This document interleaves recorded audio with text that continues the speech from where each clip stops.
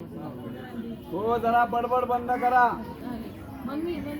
राम कृष्ण हरी. ऐका, लक्षात घ्या. हे जे झाड आहे, या झाडाचं नाव आहे नांदरूक. हे झाड तुकाराम विजयच्या दिवशी दिवसा 12 वाजून 5 मिनिटांनी आपोआप भरलं जातं.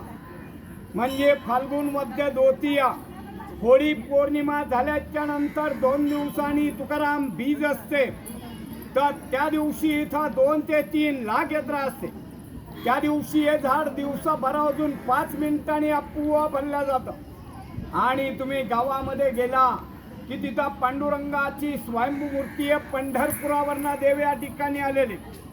आपल्याला दिहू आणि पंढरी अशी दोन्ही क्षेत्र घडली जातात. आणि तिथे एक शिळा मंदिर आहे. शिळा मंदिर म्हणजे असं की ज्या वेळेला रामेश्वर भट्टांनी इंद्रायणीच्या डोहामध्ये ग्रंथ बनवले त्या ठिकाणीतनं एक मैलावरती या बाजूला, परंतु तिथले शिळा, या शिळेवरती तुकाराम महाराजांनी 13 दिवस पोषण केलं.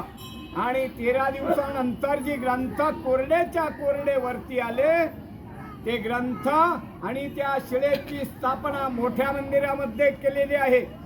आणि मोठ्या मंदिराच्या बाहेर निघालं की उजवी हाताला राहतेगार जन्मस्थान.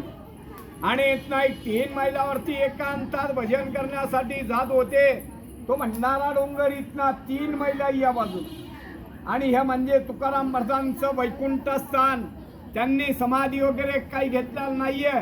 देहासहित वैकुंठाला गेलेत आणि वैकुंठावरनं 3 वेळा परत आले. तर संताजी जगनाडांसाठी कसे आले? संताजी जगनाडे म्हणजे तुकाराम महाराजांचा उजवा हात असतात.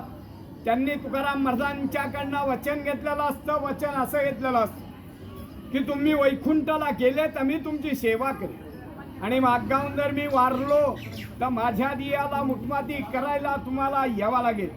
मागाहून ते वारले जातात. वारल्याच्या नंतर तिथले गावकरी म्हणजे 5 ते 6 मैलांचं गाव आहे सुदुम्र म्हणून. तर तिथले गावकरी खड्डा वगैरे खणतात, प्रेत काढायचा प्रयत्न करतात. प्रेत काही काढले जात नाही. हे अपुवा परिवार. ज्या वेळेला तुकाराम महाराज वैकुंठावरनं खाली येतात आणि एक वंजाळभर माती लागतात त्याच वेळेस ते प्रेत गाडले जातात. तसेच ते निळोब्बर आहे. नगर जिल्हा पारनेर तालुका पिंपळनेर त्यांचं गाव. त्या गावावरनं ते इथं येतात. इथं आल्याच्या नंतर तुकाराम महाराज वैकुंठाला गेलेले असतात. तर त्यांचं असं म्हणणं असतं तुकाराम महाराज मुलीसाठी वैकुंठावरनं खाली येतात, संताजी जगनाडांसाठी येतात. तर माझ्यासाठी काय येऊ शकत नाहीये, मी त्यांचा शिष्य आहे. म्हणून ते या झाडाखाली बसून 42 दिवस उपोषण करतात. तर त्यांचे 42 दिवस उपोषण पूर्ण झाल्याच्या नंतर त्यांना स्वतः पांडुरंग भेटतात. तर ते पांडुरंगाला अभंगाद्वारे असे म्हणतात, येथे तुझं लागी बोलाविले कोणी प्रथुल वचुनी आला शिक्का, नेळा म्हणे आम्ही न ओळखीचे देवा तुकयाचा धावा करत असे.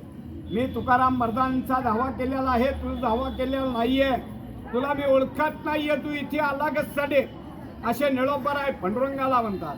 नंतर पांडुरंगाला प्रश्न पडतो. तुकाराम महाराजांना वैकुंठावरनं खाली पडवतात. तशीच त्यांची मुलगी भागीरथी तुकाराम बीज झाल्याच्या नंतर 3ऱ्या दिवशी रंगपंचमी असते. वडील वैकुंठाला गेल्याच्या नंतर ती 3ऱ्या दिवशी सासरीवरनं येते. वडील फिगर विचारता वैकुंठाला जातात. म्हणून ती आपल्या देहाचा त्याग करून आत्महत्या करायचा प्रयत्न करते. तर त्यावेळेला आत्महत्या करायचं साधन म्हणजे इंद्रायणीच्या डोहामध्ये उडी मारली. तर ती इंद्रायणीच्या डोहामध्ये उडी मारते.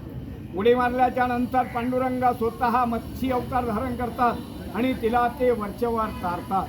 तारल्याच्या नंतर रंगपंचमीच्या दिवशी मुलीची आणि तुकाराम महाराजांची भेट होते.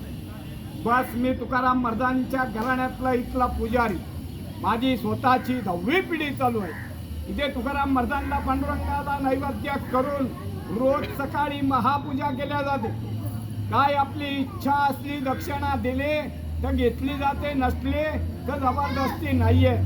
तर त्यांचा शेवटचा अभंग जाते वेळेचा असा आहे, आम्ही जातो तुम्ही कृपा असू द्यावी सकळा सांगा विनंती माझी, वाढ वेळ झाला उभा पांडुरंग वैकुंठा श्रीरंग बोलावितो, अंतकाळे वेठो अम्मासी पावला कुडी स्वैत झाला गुप्त तुका.